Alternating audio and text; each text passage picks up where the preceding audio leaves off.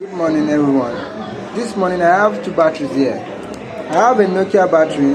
This Nokia battery is rated 3.85 volts DC mode. And this ITEL battery is 3.85 volts, 4000 milliamps. So now I'm going to boost the two batteries. But before you boost the battery, let's check the voltage. So this ITEL battery is reading 0.8 volts. It's not even up to 1 volt. So this battery is almost dead completely. Now let us check the Nokia.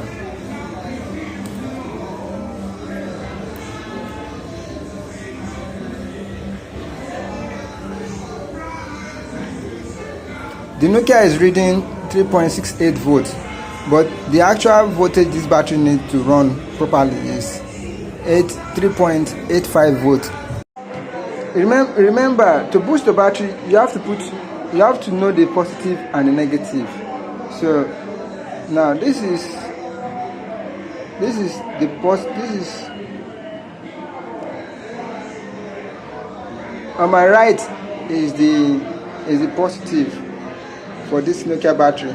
Then on the left is the black, the negative. So if I want to boost it now, I'll connect the black terminal to that side and the red terminal here. So I have my DC at 3.8 volts. It doesn't matter, you can put it to 4.2 volts, I prefer, or 5 volts. So now I'm going to plug the negative here to boost.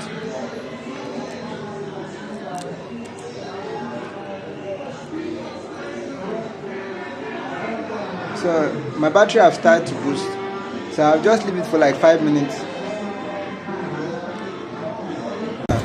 When you look at this my multimeter, you will see that there's no negative where the DC is written. That means the probe is properly connected. But if I connect it wrongly, you see a negative there, like this. I'll switch my hand now. You see, I switch my hand here. Now look at DC. You see that the negative. There's a negative there. That means that the negative probe is wrongly connected. That means I'm not putting the black probe where it's supposed to be. So that's why I have this negative under this DC. Now if I now correct my hand by switching it back like this, can you see now that I have a correct reading now without the negative under it? My battery have only spent like 30 seconds under this boost charging. So what I want to do now is let us test, because I don't have enough time to be waiting for 5 minutes. It's supposed to have gained some amperage, some voltage. Yeah. So let's test this Nokia battery. Remember our last reading. Now let us test now.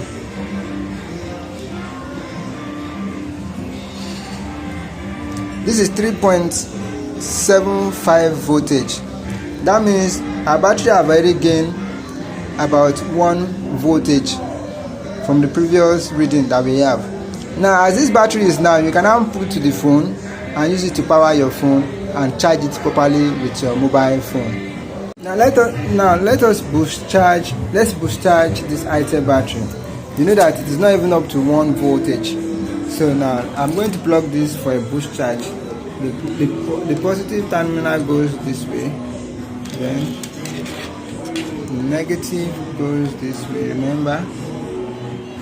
So remember that when you are boost charging, you have to plug positive to positive and negative to negative. And that is a parallel mode.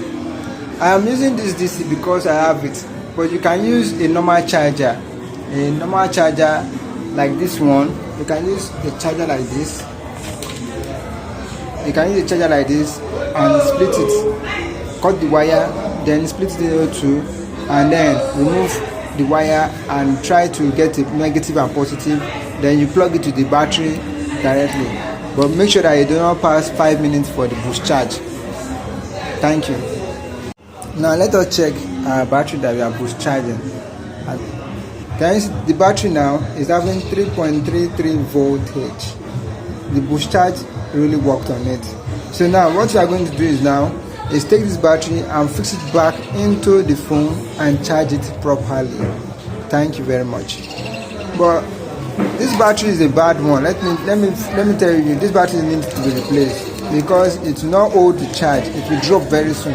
But this is just a demonstration for us to see that you can boost charge your dead battery for a customer and you fix it back to the phone and the phone would be working. Can you see that the voltage have dropped?